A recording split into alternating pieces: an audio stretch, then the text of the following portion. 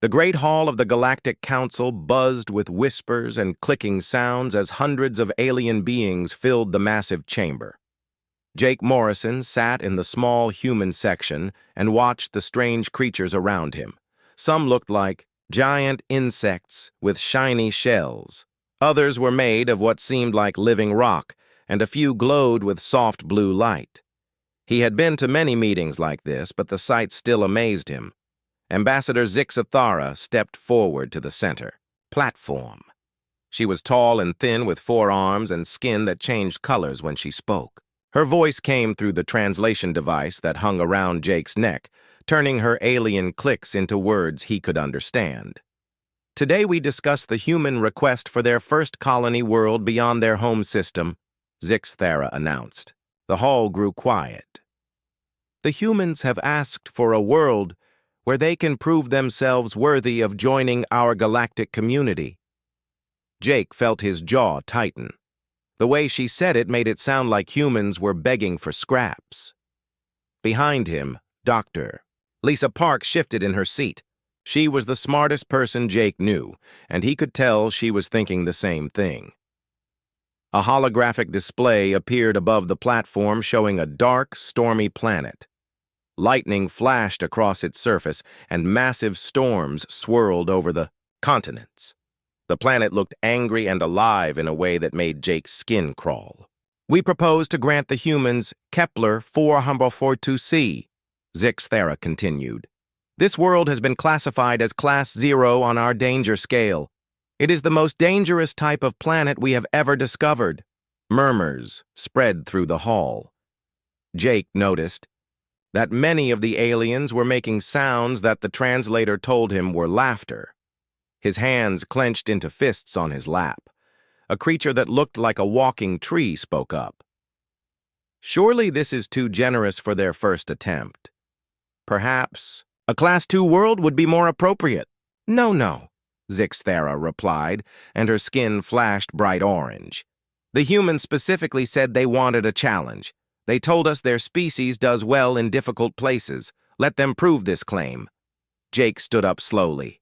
His 6-foot frame made him taller than most of the aliens in the room, and conversations stopped as creatures turned to look at him. The silence felt heavy and uncomfortable. "The storms on this world can reach wind speeds of over 300 kilometers per hour, another alien said. "The gravity changes from very light to crushing heavy, depending on where you stand. 3 different species have tried to build colonies there. All of them failed completely." Dr. Park leaned forward and whispered in Jake's ear. "The surface temperature swings from 40 below zero to 60 above. The atmospheric pressure changes so much it would crush most ships." Jake nodded but kept his face blank. He had read all the reports about Kepler 442c. The planet was indeed a nightmare. The binary star system it orbited created gravitational chaos. Volcanic activity covered half the surface. The weather patterns were so violent that storms lasted for decades without stopping. But Jake had also read the reports about Earth that other species had written. To most galactic races, Earth itself was classified as a Class 3 death world.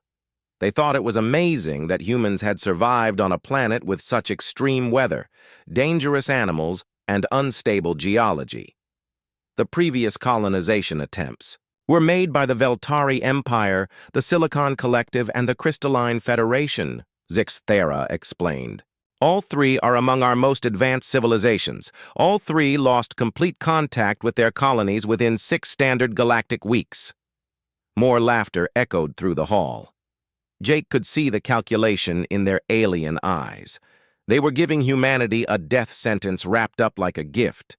They expected the humans to die quickly and quietly, removing the need to deal with an upstart species that asked too many questions. Counselor Grathak wheezed as he spoke. "Perhaps we should reconsider. The humans are still a young species. This seems unnecessarily harsh." "Not at all," Zixathara's translator made her sound almost cheerful. "The humans have been very clear about their capabilities. They say they are survivors. They claim their species can adapt to any environment.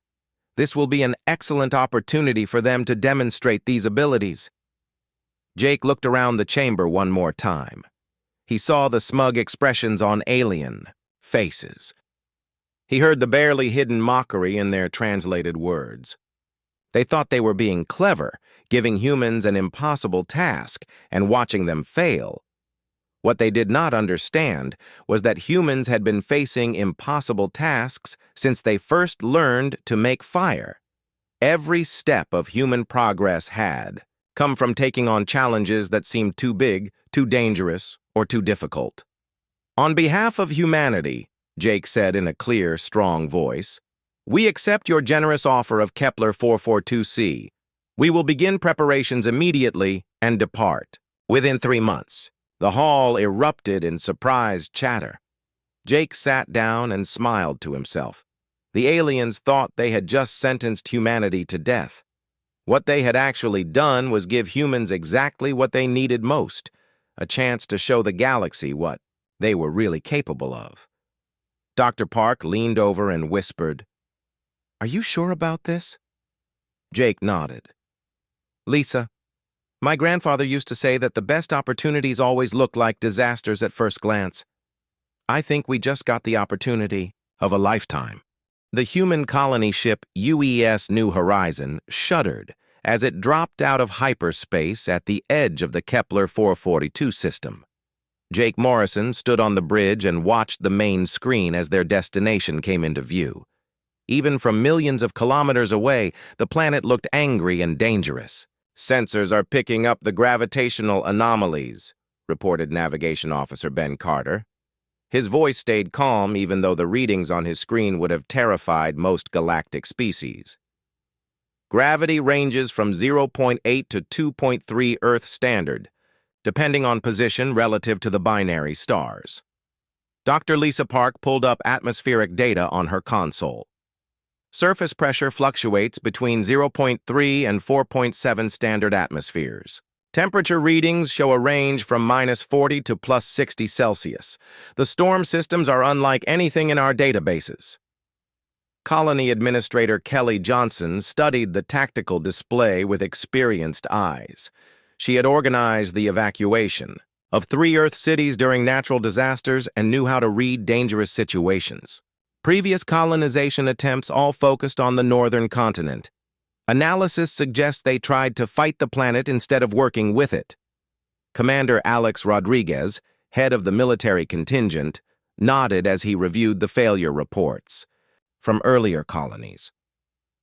The Veltari built surface cities and tried to shield them from the storms. The Silicon Collective attempted to terraform sections of the atmosphere. The Crystalline Federation used force fields to create safe zones. All approaches that required fighting the planet's natural systems, Kelly observed. That's not how humans survive. We adapt to our environment instead of trying to change it. The New Horizon established a stable orbit after 3 hours of careful maneuvering. The gravitational fields around the planet were chaotic, but human pilots had experience with difficult conditions. Earth's moon had taught them how to deal with complex orbital mechanics. Launching atmospheric probes, announced Chief Engineer Matt Torres. His console showed dozens of small devices streaking toward the planet's surface. Each probe is designed to last 15 minutes in those conditions. That should give us enough data to plan our approach. The first wave of probes transmitted for 12 minutes before being destroyed by the violent storms. The second wave lasted 18 minutes before volcanic ash clogged their sensors. The third wave, equipped with better shielding, managed 23 minutes of data collection. But those minutes were enough. The probes revealed something that changed everything. "Look at this," Dr. Park said, pulling up geological surveys on the main screen. The southern volcanic region has extensive cave systems, natural caverns that extend for kilometers underground. The volcanic activity that makes the surface uninhabitable could provide unlimited geothermal energy. Matt Torres leaned forward as he studied the probe data. The mineral composition down there is incredible. Rare elements that are worth fortunes in galactic markets. The same geological chaos that destroys surface installations creates these valuable deposits. Jake felt excitement building in his chest. The other species all tried to build on the surface. They never considered going underground. Underground cities aren't new to humans, Kelly pointed out. We've been building them for thousands of years. Montreal, Helsinki, Tokyo. We know how to create comfortable living spaces below ground. Commander Rodriguez was already planning the military aspects. Underground facilities are naturally defended. The planet's surface conditions would prevent most enemy forces from reaching us. The storms and gravitational anomalies would make orbital bombardment nearly impossible. The first shuttles launched toward the surface as the binary suns set behind the planet's horizon. Each shuttle carried specialized equipment designed for extreme conditions, atmospheric processors that could function in variable pressure, construction equipment built to handle changing gravity, and geological sensors that could map the underground cavern systems.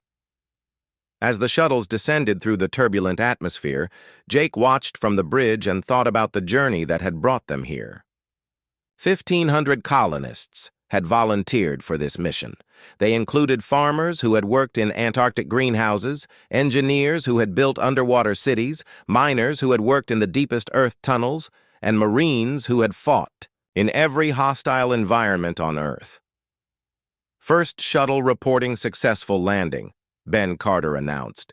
They found the main cave entrance. Initial readings show stable atmospheric conditions inside the cavern system. Second shuttle is down, came another report.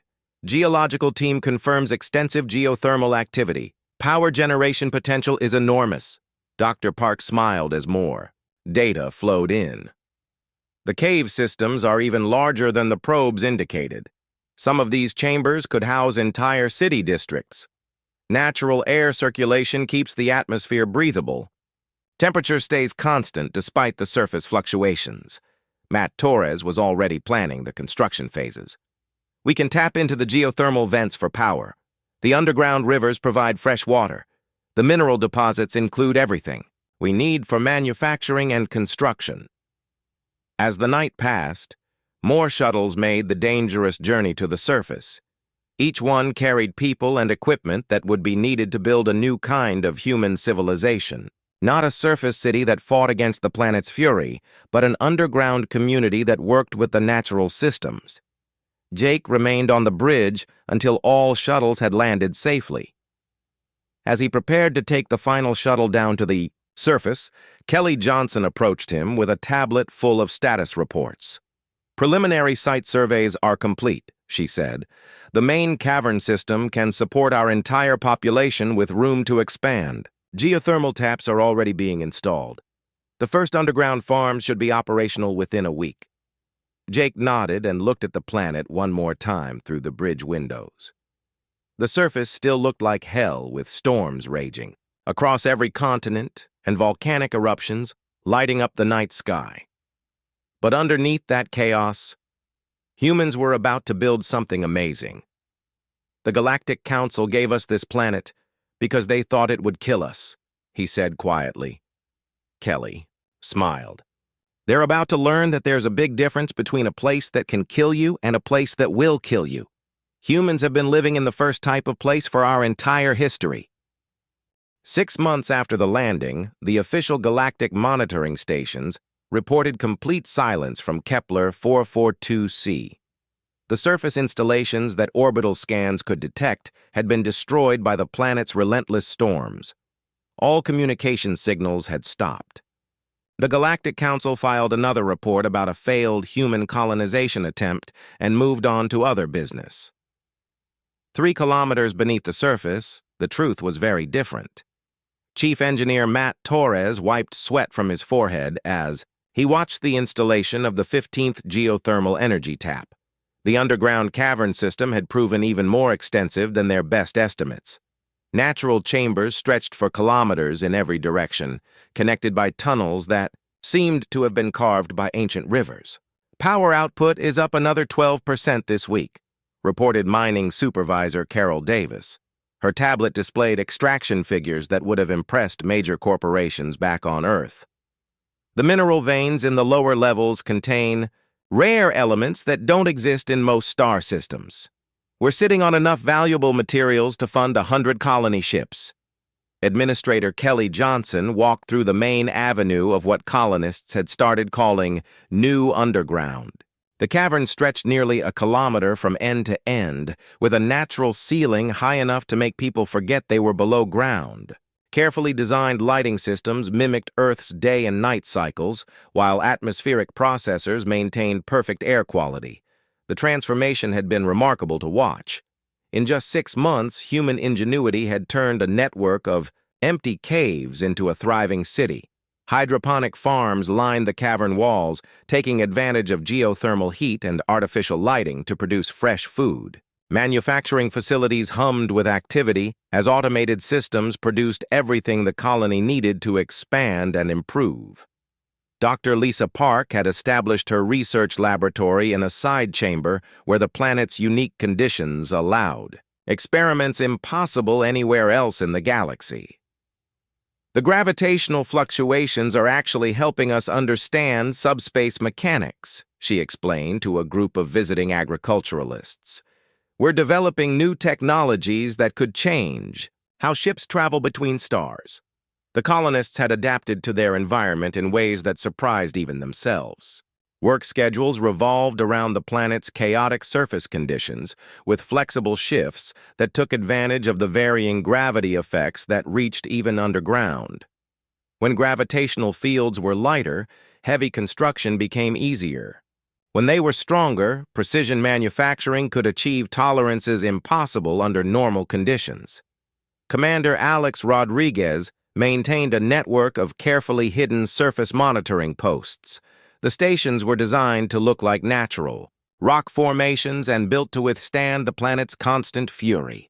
The Galactic Council thinks we're all dead, he reported during the weekly leadership meeting. That gives us a significant advantage in everything we do. The surface posts served multiple purposes. They monitored weather patterns to predict when conditions might be safe for surface operations. They tracked any ships that might approach the system. Most importantly, they maintained the illusion that Kepler 442c remained uninhabited while the colony grew stronger every day.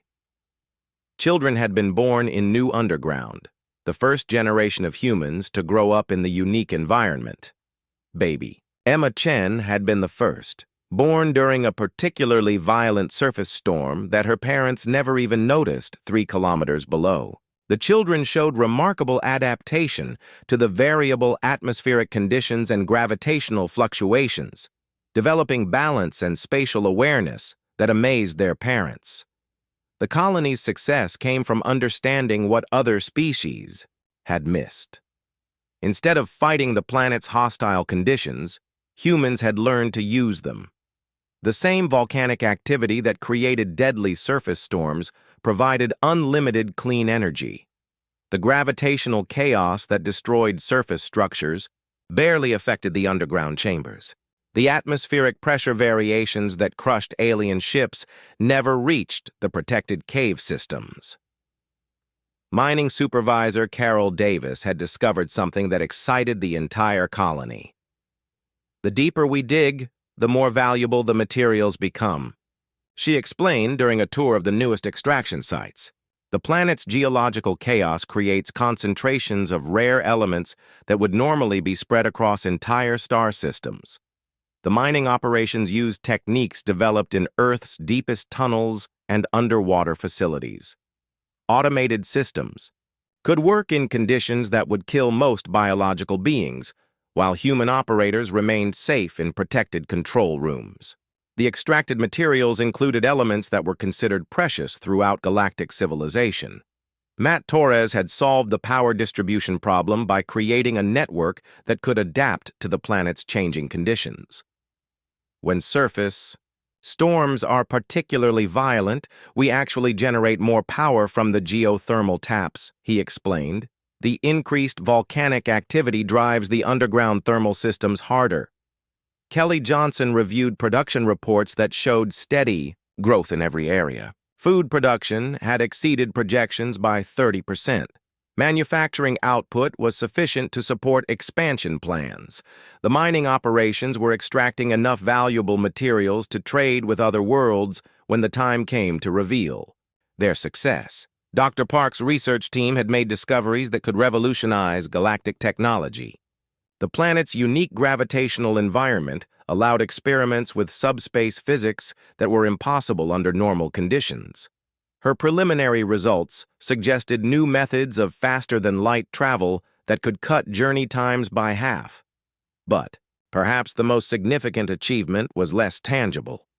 The colonists had proven that humans could not only survive in conditions that destroyed other species, but could build a thriving civilization in the process. Morale remained high despite the isolation and challenging environment. People worked together with a sense of purpose that came from knowing they were accomplishing something unprecedented. As Kelly Johnson stood in the main cavern and watched families going about their daily lives, she felt a sense of pride that went beyond personal accomplishment. Children played in parks carved from natural rock formations. Adults worked in facilities that rivaled anything on Earth. Elderly colonists shared stories and knowledge in comfortable common areas that felt more like home than many places on their birth planet. The Galactic Council had given humanity this world as a death sentence. Instead, humans had turned it into proof that they belonged among the stars. The first sign of trouble came during a routine monitoring sweep of the Kepler 442 system by a Galactic Council survey ship. Sensor operator Velnoth was conducting standard scans of worlds classified as uninhabitable when his equipment detected something that should not have existed.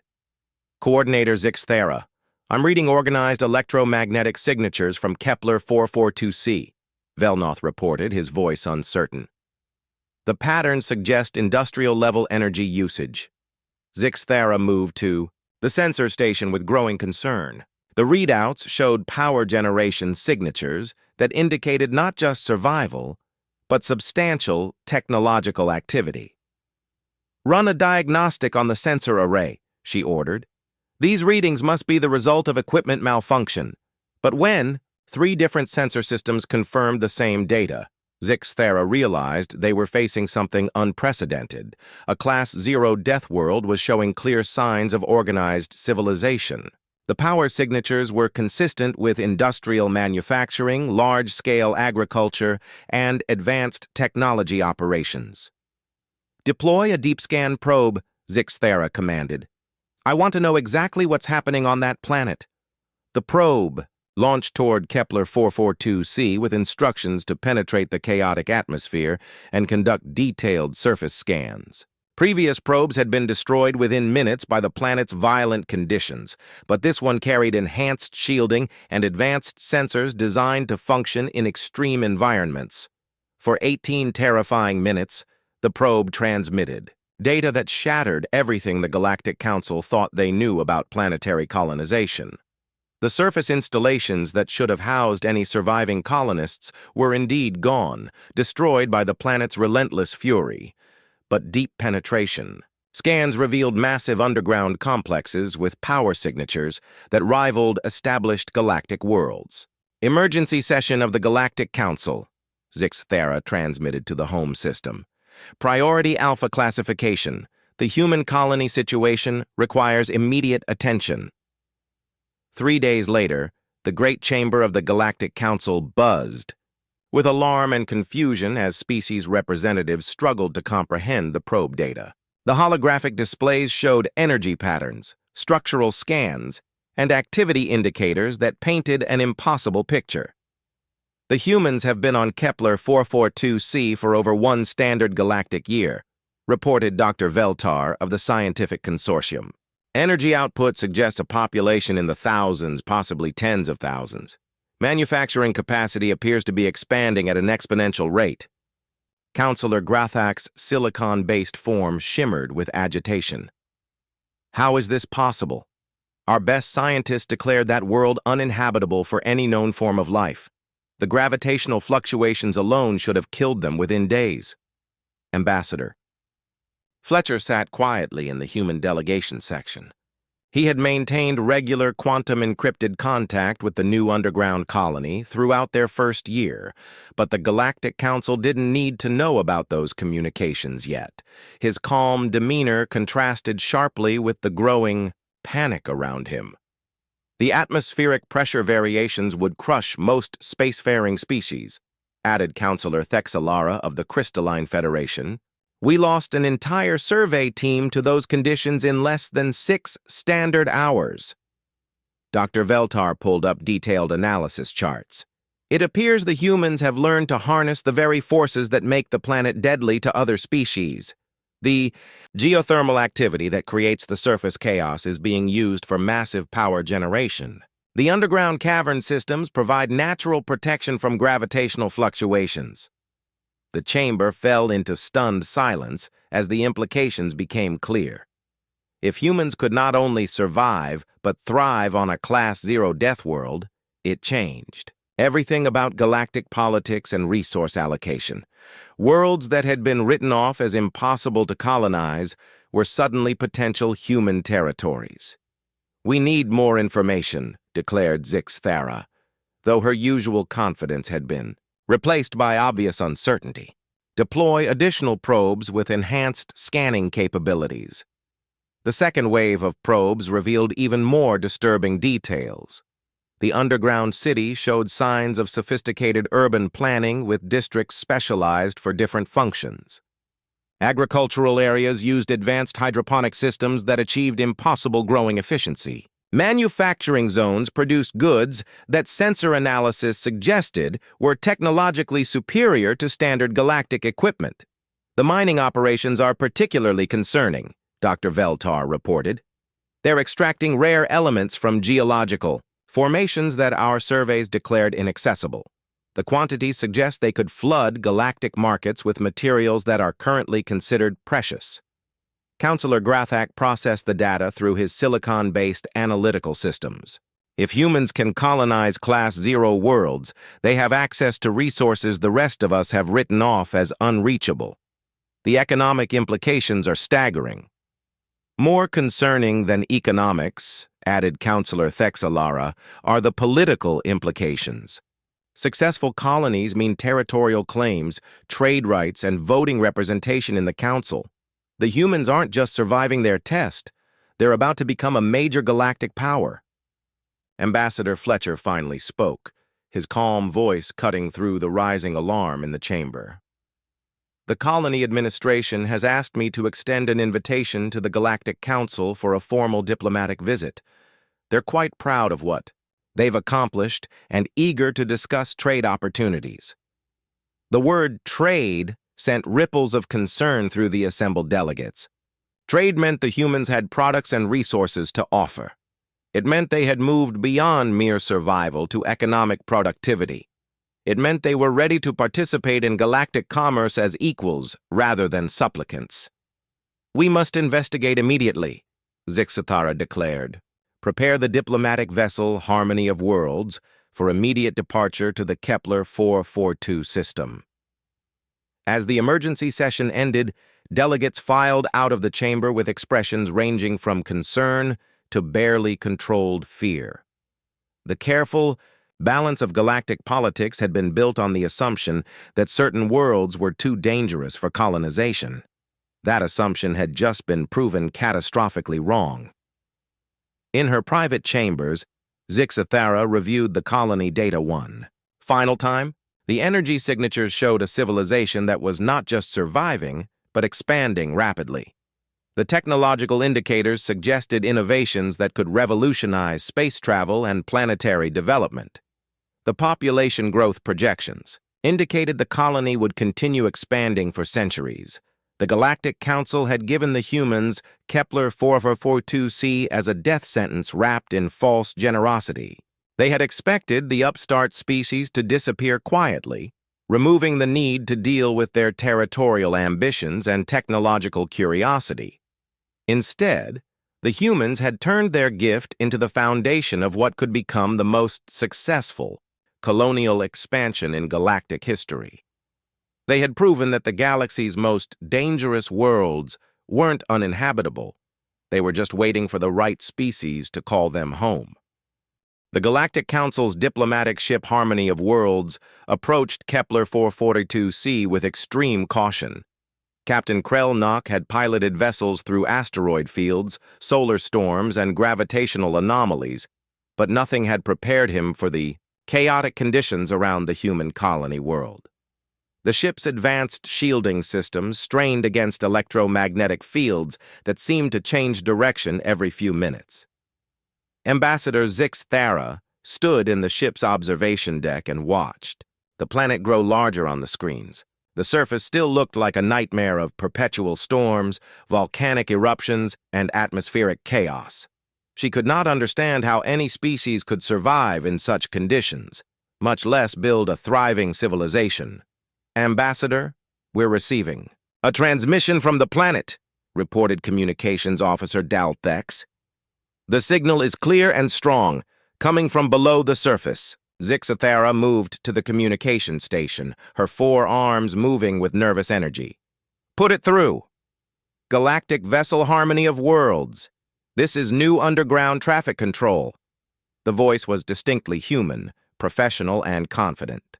We have you on our long-range sensors and are prepared to guide you to a safe orbital position. Please be advised that approach vectors must be carefully calculated due to local gravitational conditions. Captain Krelnock looked at his navigation displays with growing amazement. The humans were offering to guide them through hazards that had destroyed previous exploration vessels. Request approach instructions. New underground control. Transmitting. Navigation data now, Captain. Follow beacon signals 7 Alpha through 12 Delta for optimal trajectory. Welcome to Kepler 442c. The guidance system that appeared on their screens was sophisticated beyond anything Krelnock had expected. The humans had mapped every gravitational eddy, electromagnetic disturbance, and atmospheric anomaly in the space around their world. Navigation beacons provided safe corridors through conditions that should have been impossible to navigate. Diplomatic. Shuttle cleared for atmospheric entry, came the next transmission. Follow beacon signal 15 Echo to Underground Port Authority. Flight time approximately 18 minutes. Enjoy your visit. The shuttle bay of Harmony of Worlds buzzed with nervous activity as the diplomatic team prepared for descent. Ambassador Zixathara had brought representatives from 6 different species, each expecting to find desperate survivors barely clinging to life in underground caves.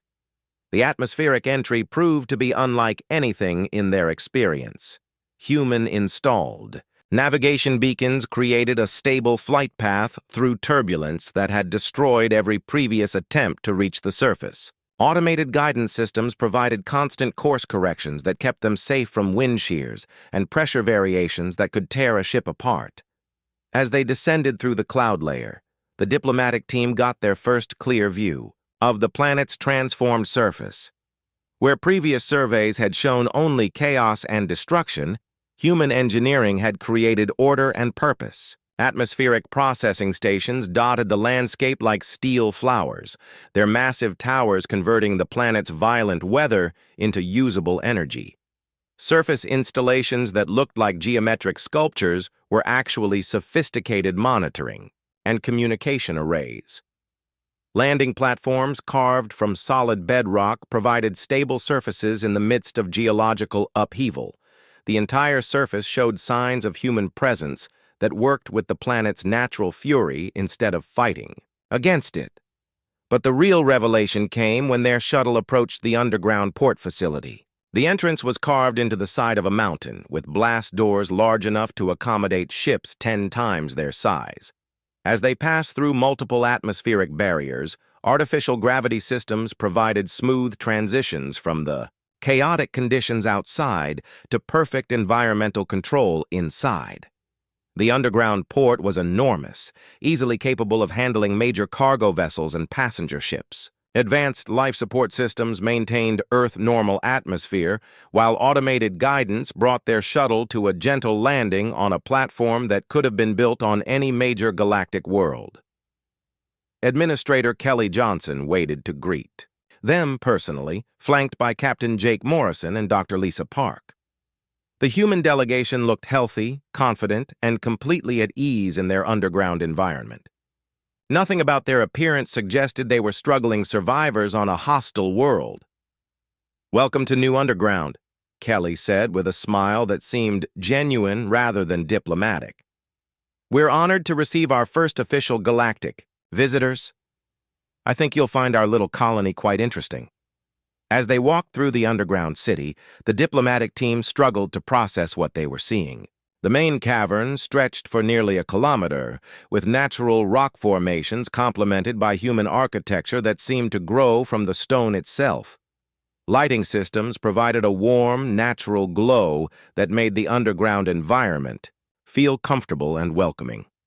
Residential areas featured apartments and houses that would have been considered luxurious on most galactic worlds. Commercial districts bustled with activity as colonists went about their daily business. Children played in parks where carefully cultivated plants created gardens in the depths of an alien world. "Our population has grown to just over 2,000, Kelly explained as they toured the manufacturing districts. "We expect to reach 5,000 within the next 2 years as more families arrive from Earth and as natural population growth continues." The manufacturing facilities showcased technology that impressed even the advanced galactic species in the diplomatic team. Automated systems produced goods with precision that matched the best galactic industrial worlds, while human workers supervised operations with casual expertise that spoke of months of experience and refinement. "The geothermal energy systems provide all the power we need," explained Chief Engineer Matt Torres. "The same volcanic activity that makes the surface dangerous gives us unlimited clean energy for everything we do." Dr. Park led them through research, laboratories where human scientists worked on projects that could revolutionize galactic technology.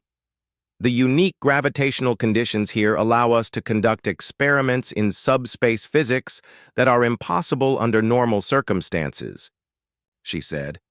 "We've made discoveries that could reduce interstellar travel times by 50%. Mining supervisor Carol Davis showed them extraction operations that harvested rare elements from geological formations no other species could access. "The planet's chaotic geology concentrates valuable materials in ways we've never seen before," she explained. "We're sitting on mineral wealth that could supply the entire galactic market for decades, but perhaps most impressive of all was the attitude of the colonists themselves. They moved through their underground world with confidence and pride, clearly viewing Kepler 442c not as a hostile environment to be endured, but as a home they had chosen and shaped to meet their needs." As the tour concluded, Ambassador Zixathara found herself struggling to reconcile what she had seen with her expectations. This wasn't a desperate survival colony barely hanging on in the face of impossible conditions. This was a thriving human civilization that had turned one of the galaxy's most dangerous worlds into a productive and growing community. "We'd be happy to discuss trade agreements," Kelly said, as they prepared to return to their shuttle. "We have unique products and resources that we think the galactic community would find quite valuable." The emergency session of the Galactic Council 3 weeks later was unlike any meeting in recorded galactic history. The Great Chamber buzzed with urgent conversations in dozens of languages as species representatives struggled to understand what the human success on Kepler 442c meant for the future of galactic civilization. Ambassador Zixathara stood before the assembly, her usual confident bearing replaced by obvious uncertainty. Behind her, holographic displays showed the impossible data from New Underground, energy signatures that rivaled major galactic worlds, population projections that suggested continued rapid growth, and technological innovations that exceeded current galactic standards. "The human colony on Kepler 442c is not merely surviving," she began, her translated words carrying to every corner of the chamber. "They have achieved what our best scientists declared impossible. They have transformed a Class 0 Deathworld into a productive colonial settlement that rivals established galactic civilizations." The data displays around the chamber painted a picture that challenged every assumption about planetary habitability and colonial development. Manufacturing output exceeded the production of several established galactic worlds. Agricultural systems achieved growing efficiency that surpassed optimal conditions on garden worlds. Mining operations extracted valuable materials from sources that other species couldn't even approach. More concerning, Zixthara continued, they have offered to share their adaptive technologies with other galactic species in exchange for appropriate trade agreements. Counselor Grathak's silicon-based form flickered with patterns that indicated extreme agitation. This changes the fundamental equations of galactic resource allocation. If humans can colonize Class 0 worlds, they have access to materials and energy sources the rest of us have written off as unreachable. Dr. Veltar of the Scientific Consortium presented his analysis to the stunned assembly. Their geothermal energy extraction methods could be applied to hundreds of worlds we've classified as uninhabitable. Their atmospheric processing technology could open entire star systems for colonization. Their underground city construction techniques could revolutionize how we approach planetary development. In the human delegation section, Ambassador Fletcher listened to the debates with carefully controlled amusement. The initial plan to marginalize humanity by assigning them an impossible world had not only failed, but had spectacularly backfired. Instead of eliminating human expansion into galactic space, the Council had inadvertently proven that humans could thrive where other species couldn't even survive. Captain Jake Morrison's voice came through the chamber's communication system. From New Underground, clear and confident despite transmitting across interstellar distances. Honorable delegates, on behalf of the New Underground colony, I want to thank the Galactic Council for their generous assignment of Kepler 442c as our first colonial world. We've learned much during our time here, and we're eager to share our discoveries with our galactic neighbors. He paused, and even through the interstellar transmission, his satisfaction was clearly audible. We've also completed preliminary surveys of several other Class 0 worlds in nearby star systems that we believe would be suitable for human colonization. We wanted to formally request territorial rights to conduct detailed surveys of those systems. The WoW chamber erupted in alarmed discussions as the implications became clear. The humans weren't asking for help with their impossible world. They were preparing to claim entire systems of worlds that other species couldn't even approach. The careful balance of galactic territorial rights was about to be completely disrupted. Counselor Thex Lara of the Crystalline Federation spoke with obvious concern. If humans can colonize multiple Class 0 worlds, they could control access to resources that are essential for advanced technology throughout the galaxy. The economic disruption alone could destabilize established trade relationships, added Counselor Velnox of the Trading Confederation. The rare elements they're extracting from Kepler 442c are currently worth more than the entire output of most star systems. Zixthara attempted to maintain order as debates raged across the chamber. The Council will need to review these territorial requests through established legal procedures. Of course, Jake Morrison replied diplomatically. We understand that proper procedures take time. Meanwhile, we'll continue developing Kepler 4422c and conducting preliminary surveys of the other worlds we've identified. We project that our current world could become a major shipping and trade center for this entire galactic sector within the next decade. The word sector sent new waves of concern through the assembly. The humans weren't just talking about individual worlds or even star systems. They were planning development on a scale that could reshape galactic geography. Trade centers controlled economic relationships across vast regions of space. Ambassador Fletcher finally spoke, his calm voice cutting through the growing panic in the chamber. The Colonial Administration has asked me to inform the Council that they are prepared to begin accepting applications from other species who might be interested in learning human colonial techniques. Applications for what? Demanded Counselor Grathak?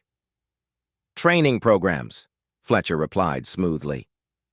New Underground has developed educational courses in extreme environment colonization, adaptive technology development, and resource extraction from hostile worlds. They're offering to teach these techniques to qualified students from other galactic species. The implications were staggering.